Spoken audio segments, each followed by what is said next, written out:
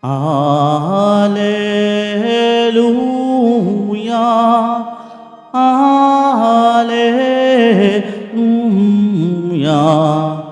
Alleluia, Alleluia.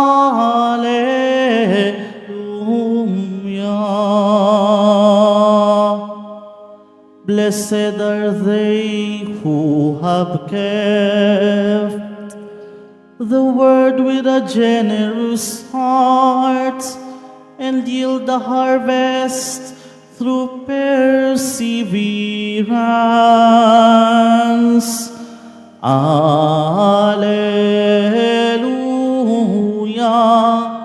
Alleluia,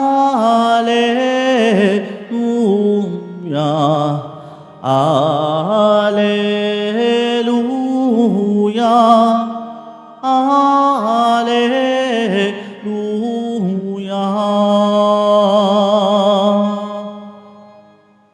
The Lord be with you. And with your spirit. A reading from the Holy Gospel according to Luke. Glory to you, O Lord. When a large crowd gathered with people from one town after another, journeying to Jesus, he spoke in a parable. A sower went out to sow his seed, and as he sowed, some seed fell on the path and was trampled, and the birds of the sky ate it up. Some seed fell on rocky ground, and when it grew, it withered for lack of moisture. Some seed fell among thorns, and the thorns grew with it and choked it. And some seed fell on good soil, and when it grew, it produced fruit 100-fold.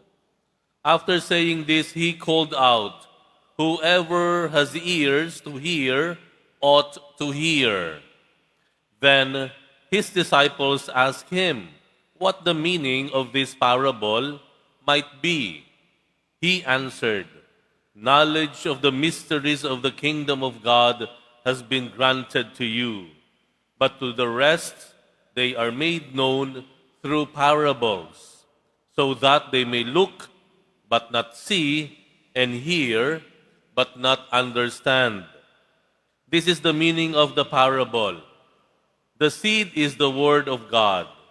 Those on the path are the ones who have heard, but the devil comes and takes away the word from their hearts, that they may not believe and be saved. Those on rocky ground are the ones who, when they hear, receive the word with joy, but they have no roots. They believe only for a time and fall away in time of temptation.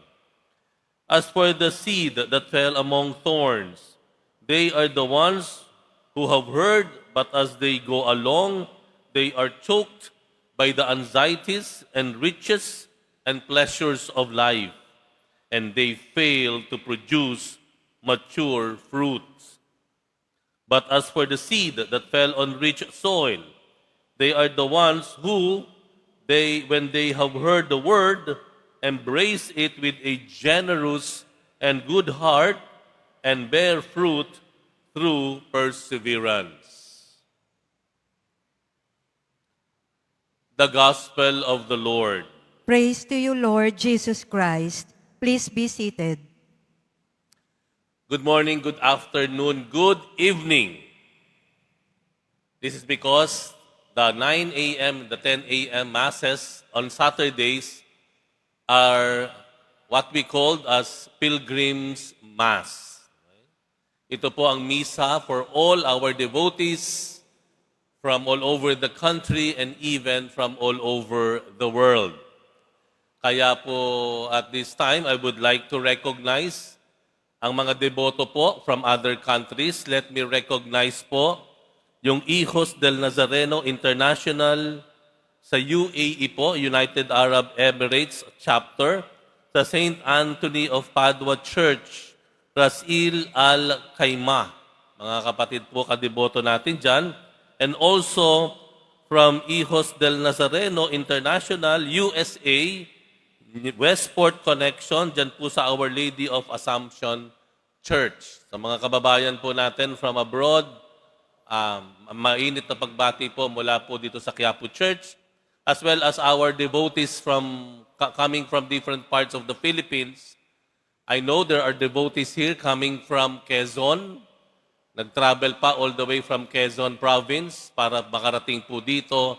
And some came all the way from Pampanga. Magandang umaga po sa inyong lahat. Ayan.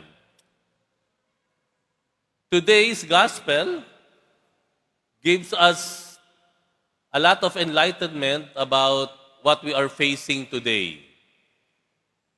What we are facing today. Ang problema po natin ngayon is not just about the crisis of stewardship. Hindi lang ito tungkol sa usapin, sa yaman, kaban ng bayan. This is not just about the crisis of management of resources ng bansa.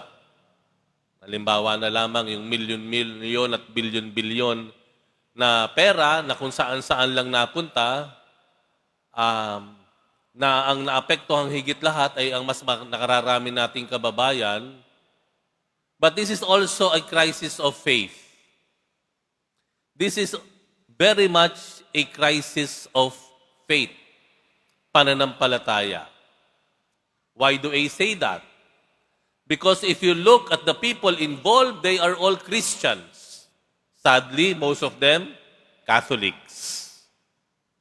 Paano mo masisikmura kung ikaw ay Kristiyano, ikaw ay Katoliko, na ang kaban ng bayan ay pinagkatiwala sa iyo ay kung saan-saan mo lang gagamitin at hindi mo ibibigay kung saan ito nakalaan. Paano mo masisikmura ng isang mananampalataya at deboto kay Kristo na lustayin, dayain ang mga dokumento at ang mga usapin at usapan? How can you ever do that if you believe devoutly and you are serious about your faith in the one true God? How can you ever do that? That's why I call this as a crisis of faith. Meron tayong problema sa pananampalataya po natin. Look at the gospel. The gospel speaks of the parable of the sower. Yung maghasik. Ano sinabi doon? One day yung maghahasik, inihasik niya yung mga butil, mga binhi, para ito ay maging halaman. At kung papansinin niyo po, ito ay napunta sa 4 kinds of soil. Isa dun sa daan, as we all know, ang daan, matigas yan. Doon sa batuhan, as we all know, bato yan, walang masyadong moisture. Isa napunta dun sa dawagan, thorns, na alam mo, delikado rin yan. At of course, to the good soil. And what does that tell us? That the Lord includes all. Lahat tayo tinatawag ng Diyos. Lahat tayo binibiyayaan ng Diyos. Lahat tayo ay pinili ng Diyos. Lahat tayo ay sinusugo ng Diyos. May tungkulin, may obligasyon, may misyon na gagawin. Kahit sino ka pa. Kahit sino ka pa. Walang pinipili ang Diyos. That is the first thing that we see from the parable of the sower. Hindi namili yung maghahasik kung saan niya dadalhin yung salita niya. The Word of God, symbolized by the seeds. Hindi. Kahit saan. Tells us that God's calling is universal. Lahat po tayo tinatawag. Lahat tayo may misyon.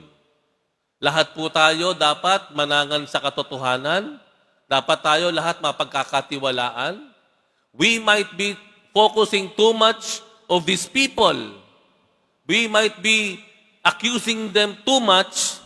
Baka po nalilimutan po nating tumingin sa salamin. Baka naman po tayo rin nandadaya. Tayo din ang loloko. Tayo rin ay nagnanakaw. Yun nga lang, on a smaller scale. Mas mababa yung halagang involved. But the same thing It is the same thing. It's about panloloko. It's about pagnanakaw. It's about pandaraya. So, ibig sabihin po, kung nananawagan tayong magbago kayo, isauli nyo yung mga ginawa ninyo, mga kinuha ninyo, baka naman minsan, sabihin din natin sa sarili natin, magpakatotoo tayo, isauli din natin yung kinuha natin, sa wallet ng mga magulang natin, yung kinuha natin dun sa, di ba? Sa opisina, sa mga shopping mall, sa mga grocery. Baka naman tayo rin po. Okay?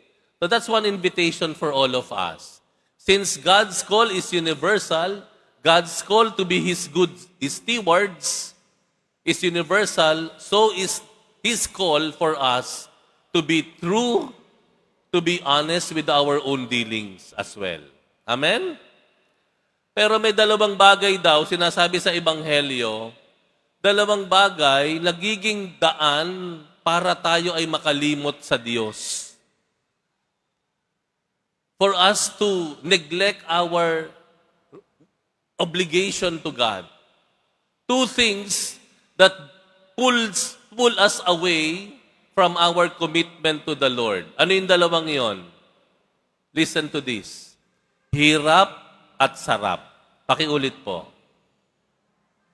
Yan dalawang bagay pong iyan, pwedeng mapabuti tayo dyan, but if you look at the gospel, pwede tayong mapasama. Hirap at sarap. Ano ibig sabihin sa hirap? Look at the second kind of soil. Yung mga binhi na punta sa batuhan. Ano sabi ang Panginoon sa Ebanghelyo? Tuwang-tuwa ka, ang sabi, tinanggap po yung salita ng Diyos, yung kanyang paanyaya, parang yung batuhan. Pero, ano sabi dito? Nung uminit na, dahil walang tubig, ang batuhan, mamamatay ka. Ano sinisimbolize nung init? Yun daw yung hirap. Di ba totoo naman po iyon? Na talaga namang pag tayo ay maayos ang buhay, maayos din tayo sa Panginoon, pero naghirap tayo, nasubok talaga. Nasubok talaga yung katapatan natin nung kinapos tayo. Nung tayo ay nagkaroon ng krisis. Nung nagkasakit tayo. Nung nawalan tayo ng trabaho. Nung naubos yung ating savings. Nung wala na tayong mabunot. Wala na tayong pambili ng gamot. Hindi po ba ito yung mahihirap na sitwasyon?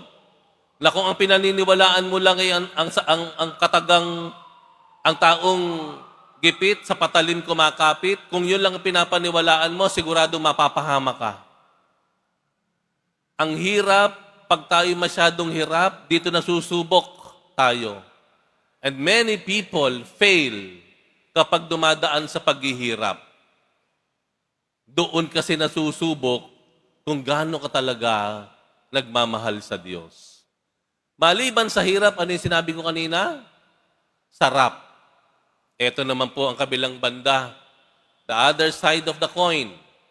Kapag sobra naman ang sarap natin, nakakalimutan din natin ng Diyos. Kapag nawala na yung problema, nagkatrabaho, nagkapera, gumanda na ang kalusugan, nalilimutan na ang Diyos. Minsan, sa sobrang sarap ng ating kalagayan sa buhay, we keep on craving. Pangarap mo, magka-1 milyon lang. Nung naka-1 milyon ka, gusto mo 2 milyon. Nung nakadalawa ka, gusto mo 500 million. Nung naka-500 million ka, gusto mo 1 billion na. Sarap na sarap ka na. Greed. Ganid. Yun yung sarap eh. Walang satisfaction. Walang fulfillment. You keep on craving, longing, hungering, thirsting. Parang wala nang katapusan. Bakit? Dahil nilamon ka na ng sarap.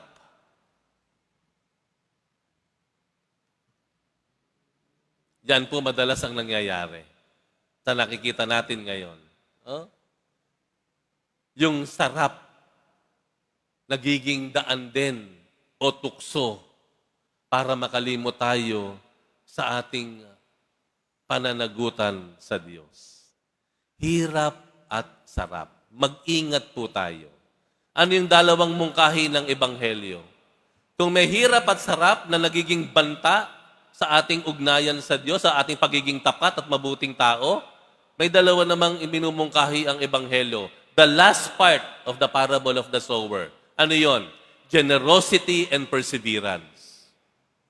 Generosity and perseverance. Ang kapistahan po natin ngayon ay ang unang martir ng Korea.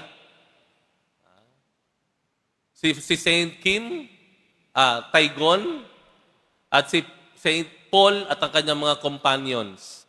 Sila po ang mga unang naging Katoliko sa Korea in the 1800s. Dahil walang Katoliko nun, walang Kristiyano sa Korea noon. Nung na-introduce na ang Catholic Christianity sa Korea, ito po yung dalawa sa 100 na nag-alay ng kanilang sarili. At that time, mahirap maging Kristiyano sa Korea dahil pinapatay. Pero ano sabi ni Kim, ni Saint Taigon, Kim? Ano ang sabi niya? At ang sabi ni Paul Chang Hasang, sabi nila, ako'y Kristiyano, kung mamamatay man ako, mamamatay akong Kristiyano. They were so generous of their lives. Kahit inalok na sila nung judge, you can readily denounce your Catholic Christian faith and you will live. Ano sabi nila? No. If I am to die, I will die as a Christian. That is generosity. Yung bang ikaw igipit na, pero nagiging tapat ka pa, that is generosity. Kapag ikaw ay naging bukas sa kilos ng Diyos, that is generosity. Same as perseverance. Kapag tayo ay nagigipit, kapag tayo ay kinakapos, kapit ka lang. Sabi nga nila, ka-faith ka lang. Kapit ka lang sa pananampalataya. Maging tapat ka lang sa Diyos. And before you know it, nandyan na ang solusyon. Nandyan na ang sagot. But the Lord is just watching us and looking at us as we persevere, pagkapit, pagtatyaga, pagiging matibay, matapang sa ating pagiging mabuti at tapat sa ating mga ugnayan. Dalawang bagay ang paaaring sumira sa atin. Hirap at sarap. Pero pwede nating tugunan ito ng generosity and perseverance as shown by the first saints of Korea na ipinagdiriwang natin ngayon. Let us pray for that. Let us pray that we may be generous. Let us pray in this day to become persevering, matiyaga. Hindi papatinag, magiging matapang, magiging matibay, kahit naghihirap, kahit nasasarapan, mananatiling bukas puso at nagtatiyaga para lang alang-alang sa ating Panginoong Jesus Nazareno.